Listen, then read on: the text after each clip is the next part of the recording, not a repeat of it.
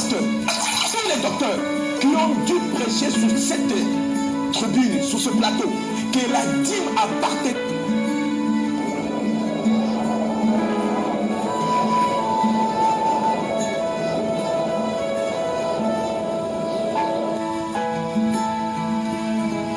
N'est qu'à eux seuls, s'ils ne se remontent pas.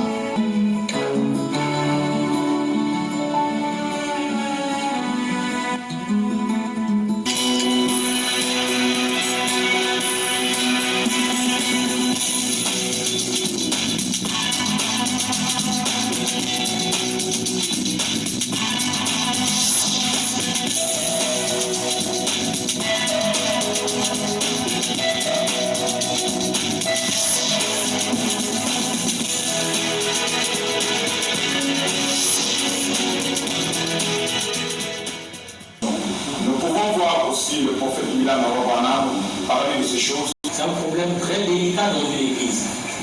Et cela demande beaucoup s'appuyer sur le messager. Un tel qui a été décrété depuis le ciel.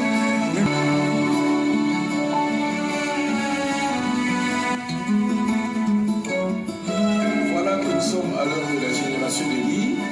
Trop de demandes que le pasteur Âme Perfection revienne sur cette scène.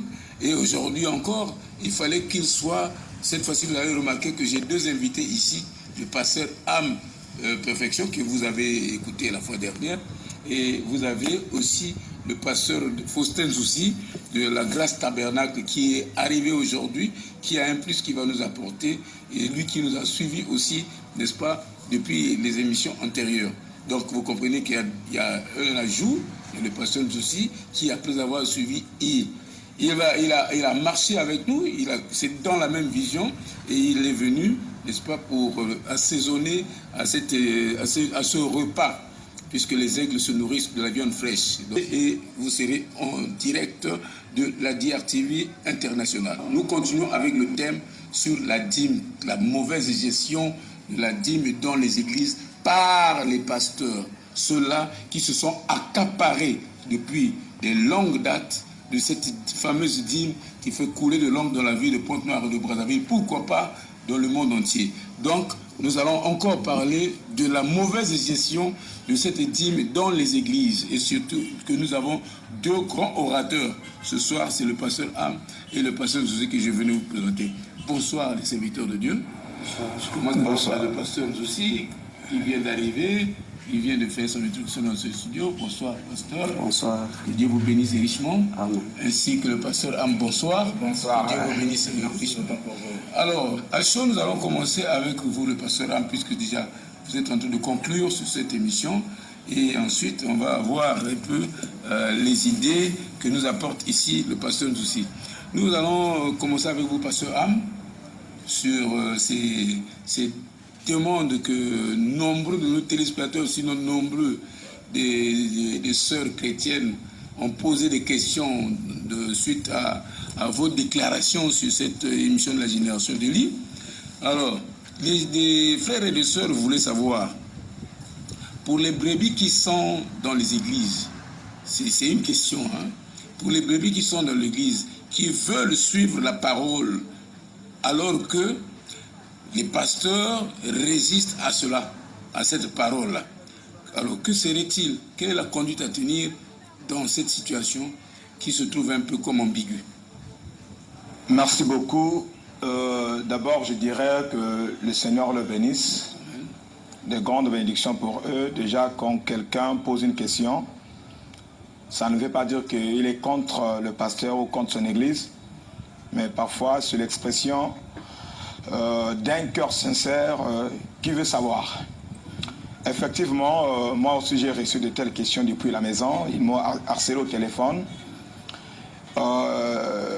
D'aucuns sont même venus jusqu'à la maison, mais disant, pasteur Am, nous avions abordé la question avec les hommes de Dieu dans nos églises respectivement, mais le pasteur nous dit: vous devrez faire ce que nous vous demandons de faire. Votre responsabilité, votre devoir est de payer la dîme et de ne pas avoir l'œil à ce que nous faisons. Donc nous avions besoin que vous nous répondiez ouvertement, d'après la Bible, qu'est-ce que cela pourrait donner. Mais j'aimerais d'abord intéresser la Bible dans le livre d'Ézéchiel, chapitre 20, le verset 18. La Bible dit: j'ai dit à leurs fils dans le désert, ne suivez pas les préceptes de vos pères, n'observez pas leurs coutumes et ne suivez pas par leurs idoles. Et ne vous souillez pas par leurs idoles.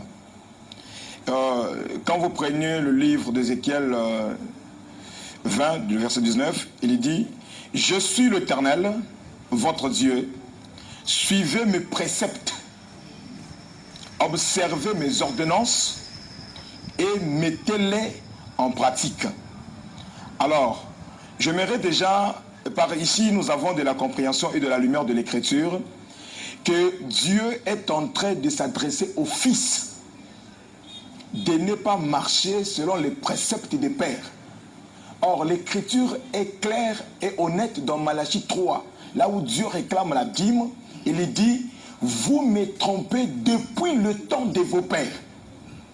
Donc ici, c'est l'amour de Dieu qui intervient à la génération des fils afin que cette erreur maudite qui a tué la génération paternelle soit arrêtée et que le relais de la vie et de la lumière soit le chemin pour la génération des fils.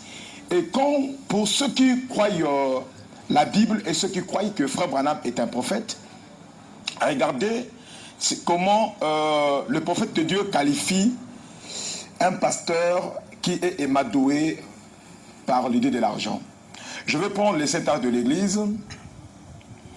Il dit: Balaam chevauchait éperdument sur la route jusqu'à ce qu'un ange de Dieu lui est apparu. Jusqu'à ce qu'il est apparu.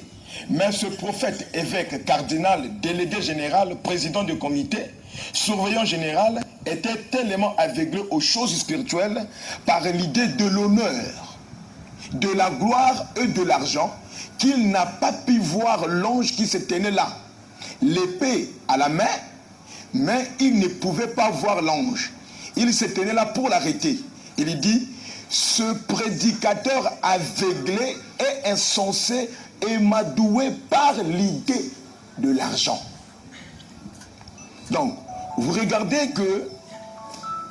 regardons que quelqu'un, un prédicateur, comme Balaam, prophète, loin du Saint-Esprit, une fois émadoué par l'objectif d'atteindre une renommée aux anges, pour l'objectif d'avoir une affiliation avec la politique, pour l'objectif d'avoir un grand nom dans la religion, alors n'a pas pu voir l'ange.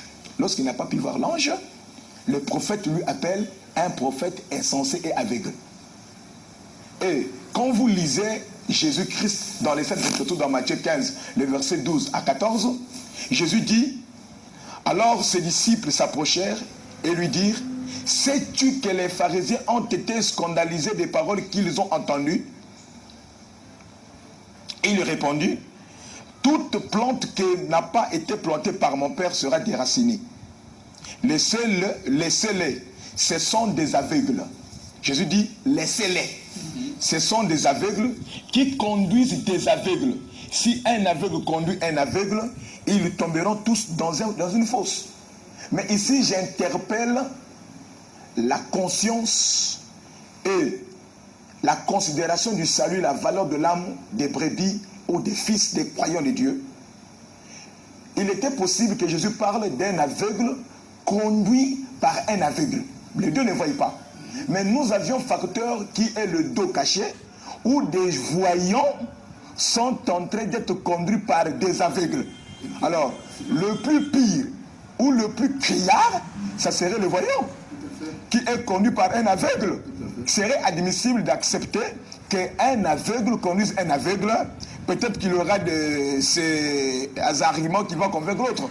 Mais ici, quand quelqu'un voit la parole et ne veut pas entrer dans le réveil de la parole, il devient dénominationnel, il meurt.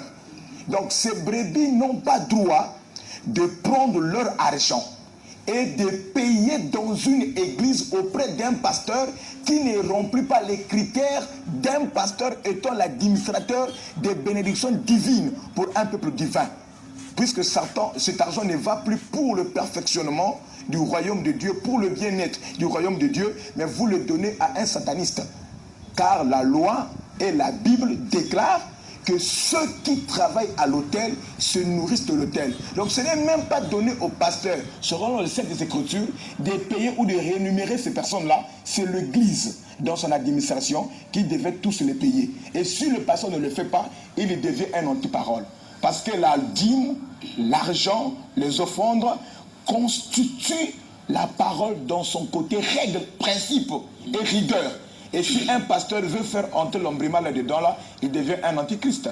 Donc, ils n'ont pas droit de donner leur argent dans l'état des églises. Même Branham lui-même a dit, il dit, vous devez soutenir des causes justes. Mais si c'est une cause qui est injuste, vous n'aurez pas de récompense. Vous investissez de l'argent dans quelque chose qui ne glorifie pas Dieu. Pour cela, donc, les brebis, comme on les appelle, ou alors les chrétiens, les croyants qui sont dans les églises, devraient plutôt suivre la parole au lieu de suivre le pasteur. Oui. Sinon, s'arrêter de ne pas payer cette dîme dans les églises et sortir soit des églises ou ne plus jamais faire quelque chose de ce genre. Mais, révérend Obéli, nous devions avoir de la vision très, très éloignée parce que nous sommes des aigles. Les fils de Dieu marchent avec la vision. Jésus parle de ses serviteurs dans Luc 7, le verset 22-23. Jésus parle des faiseurs de miracles à son nom. Il parle des prêcheurs. Ils diront à Jésus, n'ai-je pas prêché à ton nom? N'avons-nous pas prophétisé? Voilà, quand Jésus-Christ parle de ça, il parle au pluriel. Il dit, n'avons.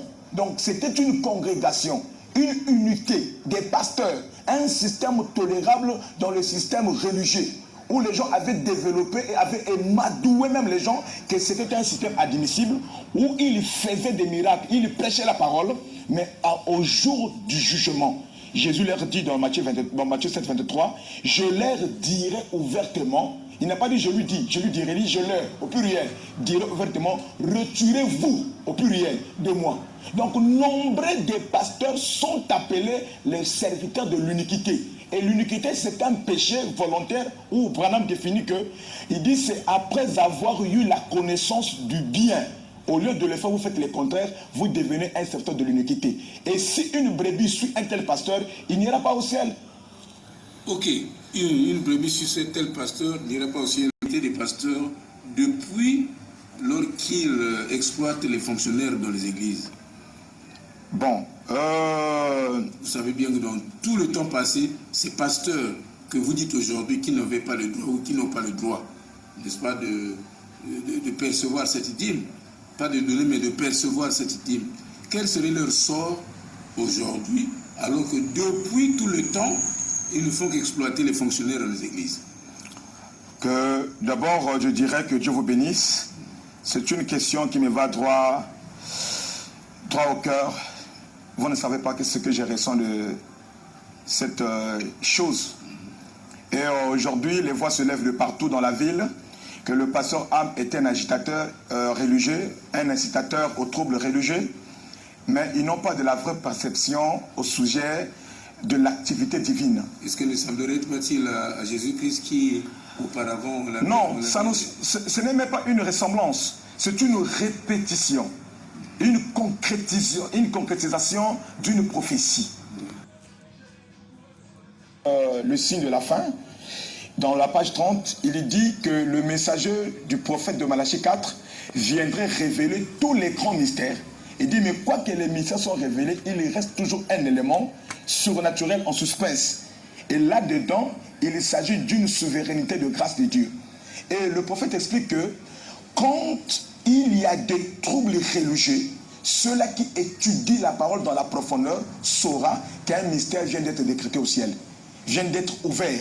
Et quand un mystère est révélé, pour que Dieu puisse progresser son Église dans une lancée spirituelle, ça crée des troubles religieux parce que c'est une naissance d'une révélation qui va prendre de l'emprise. Donc, pour répondre aux pasteurs qui ont exploité les employés tels que les diacres, les administrateurs, les musiciens, tout ce monde qui travaillait durant des années et que lui seul se préparait, lui seul s'individualisait le meilleur serviteur que lui. Qu'est-ce qu'il devait faire? Alors, voyez-vous que dans la loi de l'Ancien Testament, le rôle d'un sacrificateur était de laver les brebis, mais lui-même aussi devait se laver, se sanctifier premièrement. Car quand Paul vient, il dit, celui qui sanctifie et ceux qui sont sanctifiés sont tous issus d'un seul. Donc, ce qu'il devait faire, c'est d'appliquer la loi de l'expiation du péché. Et comment faut-il expier, faire pardonner le péché lorsqu'il y a eu question de fraude, selon les Saintes Écritures? J'aimerais intéresser la Bible. Dans le livre de Exode, chapitre 22, le verset 9, la Bible dit ceci: dans toute affaire frauduleuse, concernant un bœuf, un âne, un agneau, un vêtement ou un objet perdu, au sujet duquel on dira c'est cela. Donc la chose est ici, la preuve est là. C'est cela. La cause de deux parties sera amenée devant Dieu. Et celui qui sera retrouvé le coupable redonnera au double à celui dont il a dérobé. Je vais prendre encore une écriture dans le Nouveau Testament. Luc 19. Écoutez ceci, dans le Nouveau Testament, parce que les gens croient que la restitution au double du prix qui a été escroqué n'était qu'une loi de l'Ancien Testament. Mais je vais prendre le Nouveau Testament. Parce que celui qui a mis le pont entre l'Ancien et le Nouveau Testament, c'est Jean-Baptiste. Jésus vient introduire le Nouveau Testament. Et je prends Luc 19, le verset 8. Mais Zachée, se tenant devant le Seigneur, lui dit, voici Seigneur, je donne aux pauvres la moitié de mes biens, et si j'ai fait tort de quelque chose à quelqu'un, je lui rends le quadruple. Jésus lui dit, le salut est entré aujourd'hui dans cette maison, parce que celui-ci est aussi fils d'Abraham, car le Fils de l'homme est venu chercher et sauver ce qui était perdu. Donc, en briefing, en conclusion, la réponse d'abord, il faut, je parle à l'impérativité, il faut que ces pasteurs prennent cet argent, qu'ils restituent à l'Église. Maintenant, s'ils n'ont pas l'argent en liquidité, la Bible dit, lorsqu'on dira, voici la chose. Donc, ils peuvent, s'ils ont par exemple 15 parcelles, s'il a par exemple des voitures, des biens qu'il a dû obtenir par le profit de cet argent obtenu frauduleusement, il les remettra à qui de droit, c'est-à-dire à l'Église qui est le royaume de Dieu, la maison de Dieu. Et l'Église aura un dernier mot. Je vais soutenir cette déclaration, ce verset-ci appuyé par les citations du frère William Henry Branham. Je m'adresse à toutes les églises, à toutes les confessions. Mais vous savez que le jugement commence d'abord dans la maison de Dieu, au sanctuaire. Et j'ose croire que les gens du tabernacle sont des hommes beaucoup élevés dans le domaine de la révélation. Voilà pourquoi je vais m'adresser à eux, au travers du prophète qui prétendent croire être leur prophète. Je vais lire frère Branham dans la brochure « La loi ou la grâce ». Écoutez cette lecture que je vais lire ici. La loi ou la grâce, paragraphe 176. Je suppose que c'est aussi la manière de Dieu de nous avoir. Vous savez, de faire sortir le diable hors de vous, que vous en sautez de gloire. Après cela, vous êtes prêts à être mis en conserve. Et Dieu vous scelle ensuite, et vous avez, c'est de ce dont nous avons besoin. ici d'une bonne réunion à l'ancienne mode, jusqu'à ce que toute l'inimitié, tout ce qui n'est pas comme Christ, soit tout à fait éliminé. Voyez, purifié au point de venir dire au Seigneur, pardonne-moi, frère, pardonne-moi, pardonnez-moi. Je ne voulais pas faire cela, je ne le ferai plus. Oh, Dieu, sois miséricordieux envers moi. Vous commencez à être prêt à être mis en conserve. Alors, vous voyez, Dieu se prépare à vraiment vous utiliser lorsque vous rapportez ces choses que vous avez volées. Vous savez, et mettez cela en ordre, disant, frère, je ne voulais pas voler cela. Tu sais, non, messieurs, je suis vraiment prêt à, je vais te payer le double du prix. Voyez-vous, alors vous êtes sur la bonne route. En ce moment-là, vous savez, c'est exact. Voilà ce dont nous avons besoin. Oh là là! Donc l'attitude correcte d'une personne, d'un pasteur qui veut sauver son âme et qui veut accéder au salut, c'est de restituer cet argent à l'église, parce qu'en brisant un principe, dans ce principe financier, il brise des principes divins. Parce que nous avons 3 règles où la personne, les prédicateurs ne devaient pas mal interpréter la parole, mal placer la parole et la disloquer. Et prendre la dîme pour toi-même, c'est soustraire à l'écriture et ajouter une pensée humaine. Vous tuez, vous empoisonnez l'église. Donc ils ont une recommandation biblique, une recommandation prophétique de restituer cet argent. C'est bien à l'église. S'ils ne le font pas, les vrais fils de Dieu, la vraie épouse, la génération promise qui marchera avec la parole, sortira de leurs églises et trouvera un réveil ailleurs. Mais pasteur, j'ai une question qui me vient à l'esprit, là, l'instant même. Oui. Pendant que vous parlez des pasteurs, effectivement, qui seraient, n'est-ce pas, ceux-là, les acteurs, les preneurs de dîmes dans les églises, et pour certains pasteurs, même aller jusqu'à refuser le salaire aux fonctionnaires des églises. Vous savez que je ne parle pas de vous, pasteur Am, mais dans vos églises, les pasteurs, c'est ce qu'ils font. Ouais. Déjà, ils ont un problème avec la confession. Vous savez bien que le pasteur est difficile de revenir à la chair pour dire je suis tombé, ou de venir à la chair pour dire j'ai trompé, ou pour dire bon, j'ai oublié, ou certainement j'ai commis cet acte. On ne sait pas à quel moment ils se repentent, mais pour ce cas, vous pensez que dans ces villes-là où vous faites entendre, vous aurez vraiment les pasteurs qui viendront, ou bien qui viendront devant leur chair, ou bien derrière leur chair, pour venir, n'est-ce pas, confesser tout ce qui dans le passé, sur ce que vous avez vu, et remettre, comme vous dites, le double de ce qu'ils ont avalé de tout le temps qu'ils ont existé. Révérend et mon cher pasteur est ici. Vous savez, chacun dans son domaine peut se sentir qu'il est fort lorsqu'il établit sa propre dénomination. Oui, surtout que je connais le pasteur. Le pasteur Jésus, c'est l'homme qui vient toujours derrière la chair. Satan est maître de l'enfer, oui. Mais il a un supérieur, c'est Dieu. Si seulement ces pasteurs veulent justifier leur incrédulité, sceller leur perdition, qu'ils crient haut et fort, qu'ils viennent ici, qu'ils crient haut et fort, qu'ils ne sont pas les auxiliaires du message de William Marion Branham. Et je vous en prie, la première chose n'est pas d'abord qu'ils aillent restituer cet argent-là là-bas. Selon l'ordre de la parole ou du message, Pierre a dit, quand les personnes de la Jérusalem ont été touchées par la parole, Pierre a dit, répondez-vous, afin que chacun de vous soit baptisé pour la rémission. Donc avant qu'il y ait la rémission, la restitution, il y a d'abord l'élément repentance. Et cette repentance-là, qu'ils doivent faire, ce ne sont pas d'abord dans leurs églises.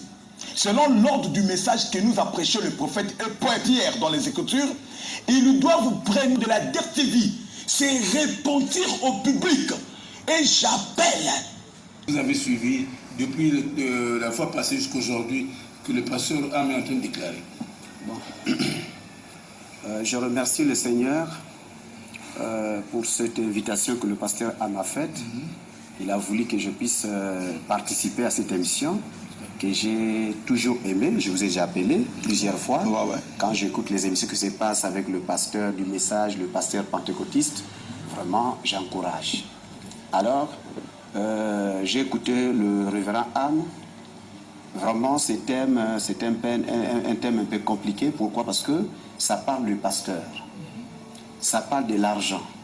Ça parle des églises. Ça parle de fils de Dieu. Et on devrait aborder ces sujets avec tant de respect et beaucoup de précision dans les Écritures. C'est pourquoi je vais lire une écriture du prophète dans Comment l'ange est venu à moi et sa commission.